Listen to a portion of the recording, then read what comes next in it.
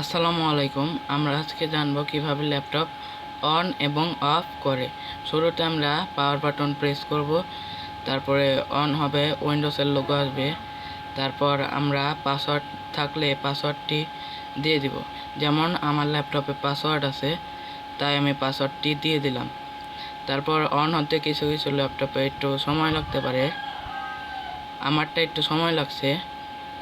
তারপর অন হওয়ার পর আমরা আজকে জানবো কিভাবে ওয়াইফাই কানেক্ট করে এবং ডিসকানেক্ট করে। প্রথমে আমরা ওয়াইফাইয়ের প্রক্সিতে ঢুকবো, তারপর ওয়াইফাই কানেক্ট থাকলে ডিসকানেক্ট করে দিব। তারপর ডিসকানেক্ট করার পর ফরগেট দেওয়ার পর আমরা পাসওয়ার্ডটি দিয়ে দিব। তারপর কানেক্ট করব। তারপর আমরা এখন জানবো কিভাবে ল্যাপটপ শাটডাউন দেয়। প্রথমে আমরা উইন্ডোজ লোগোতে যাব, তারপর পাওয়ার অপশনে ক্লিক করে শাটডাউন নামক একটি অপশনে ক্লিক